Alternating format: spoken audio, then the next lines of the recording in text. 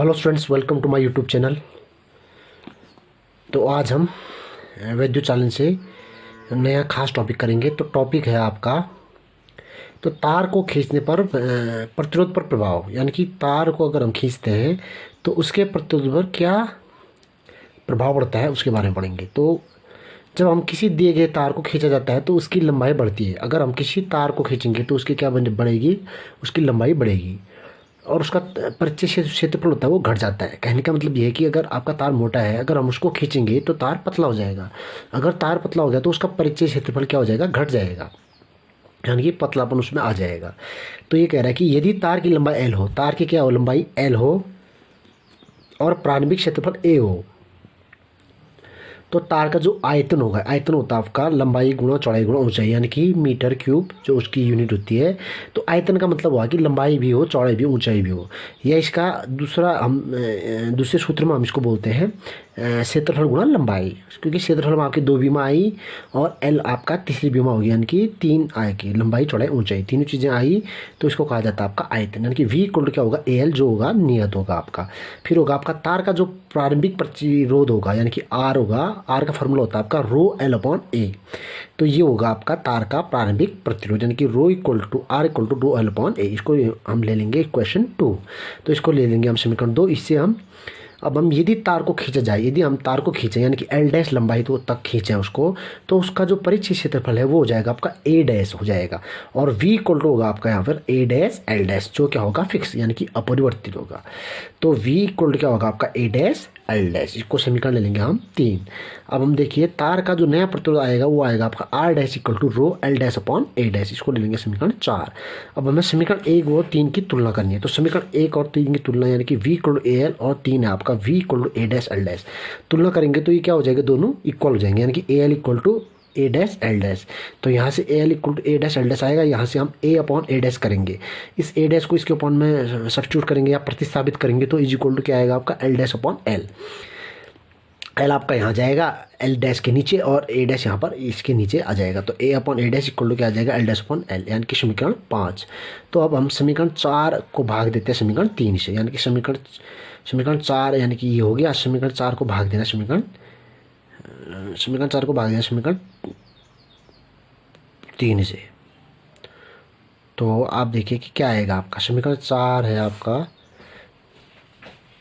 आपका R dash और समीकरण 3 है आपका समीकरण 3 ये।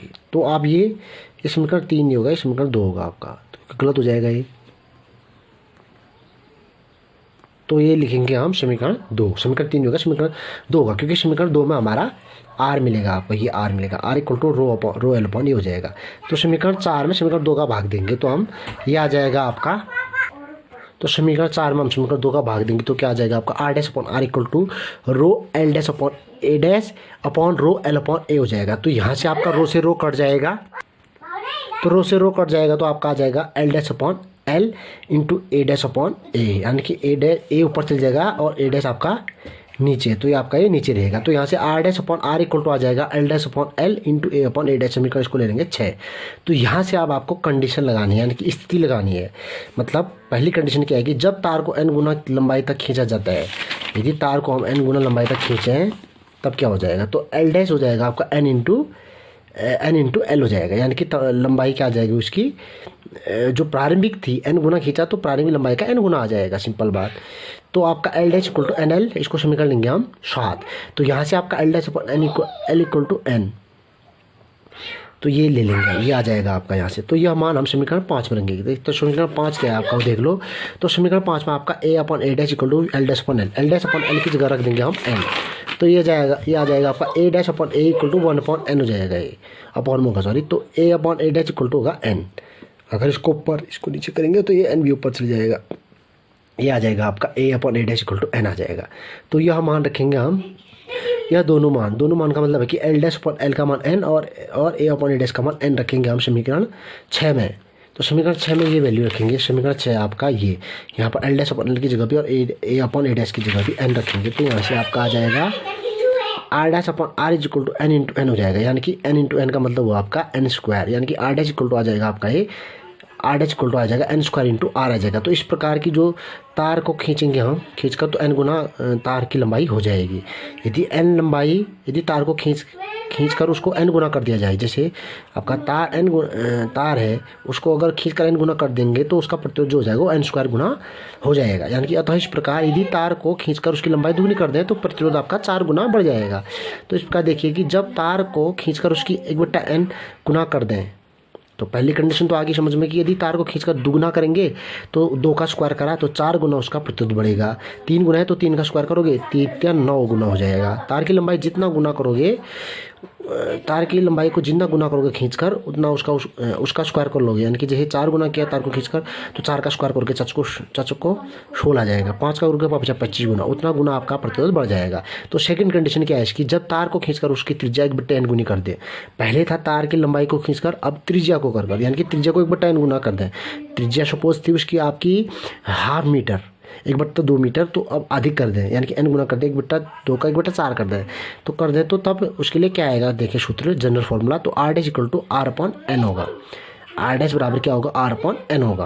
यानी कि एन गुना कर देना, कम कर रहे हैं, यहाँ कम हो रहा है तो नीचे आएगा आपका, तो आर डैश अपॉन आर, यानी कि ये आर है जो ये इसके नीचे आएगा, R dash upon R equal to क्या हो जाएगा आपका 1/n, क्योंकि एन आपका पहले ही नीचे है और आर नीचे आ जाएगी इसके। तो यह मान समीकरण 5 से हम देखेंगे L dash upon L equal to A upon A dash है। तो समीकरण 6 से जो आर डैश अपॉन आर है इक्वल टू क्या है, समीकरण 6 से हम क्या करेंगे कि जो तो आर डैश अपॉन आर हो जाएगा, जो क्या होगा ए अपॉन ए डैश होगा, स्क्वायर है तो स्क्वायर कर लेंगे, तो R dash upon R equal to क्या हो जाएगा ए अपॉन ए डैश का होल स्क्वायर। तो ए का मतलब आपका क्षेत्रफल, यानी कि उसका परिक्षेत्रफल। तो क्षेत्रफल क्या होता है, वृत्त का वृत्ताकार। अब तार है, तार का जो क्षेत्रफल होगा यानी कि परिच्छेद क्षेत्रफल होगा, उसकी परिधि का सूत्र होगा पाई आर स्क्वायर। तो pi R square upon pi R dash square हो जाएगा, का होल स्क्वायर कर लेंगे, तो यहाँ से आपका पाई से पाई कटेगा, तो आर अपॉन आर डैश का होल पावर 4 हो जाएगा। तो अतः आर डैश इक्वल टू क्या आ जाएगा, एन की पावर 4 इंटू आर हो जाएगा। अतः इस प्रकार, hello students, welcome to my YouTube channel. तो आज हम